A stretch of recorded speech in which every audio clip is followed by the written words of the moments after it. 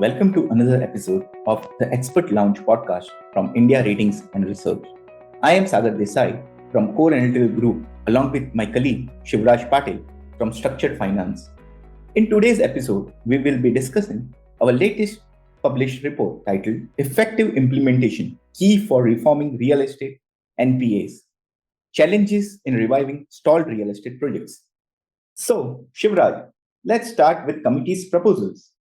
How do you think these recommendations will impact the challenges faced by ARCs, lenders, and developers? That's a great question, Sagar. The committee's recommendations have the potential to address some of the key liquidity challenges in the revival of stalled real estate projects by providing a comprehensive rehabilitation package and appointing an independent administrator.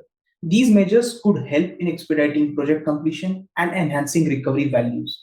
Sounds promising. However, there are concerns about potential challenges such as increased litigation due to uncertain stakeholders' responsibilities. How do you think these challenges can be mitigated? You're right, Sagar. The ambiguity surrounding stakeholder responsibilities could indeed lead to complications. In fact, the cases pending under IBC can add to the worries. In this regard, the recommendation of the Amitabh Kant Committee that IBC be utilized as a measure of last resort is definitely apt. To mitigate these challenges, it's crucial for all the parties involved to collaborate effectively. Additionally, if the rights and responsibilities are demarcated with appropriate regulatory support, it will help in avoiding the confusion. So, collaboration and transparency are the key. Looking at the bigger picture, how do you think these reforms will impact the overall real estate sector? Yes. So the successful implementation of these reforms could lead to a paradigm shift in the real estate sector NPS and in the overall real estate sector as well. We have stated that earlier as well. It could improve project execution, enhance the cash flow predictability. Because of these reforms, we could also get to see increased participation of ARCs, lenders through the security receipts route. That's a comprehensive view, Shivra. It's clear that these recommendations have the potential to bring out significant positive changes. So, apart from this, can you elaborate on the process laid out under these recommendations for revival of stalled projects? Yes, Sagar. The committee's report proposes two key approaches for reviving stalled projects. The first involves a rehabilitation package from the state governments with a 3-year completion timeline, a zero interest period for the crisis like COVID 19, and some other concessions.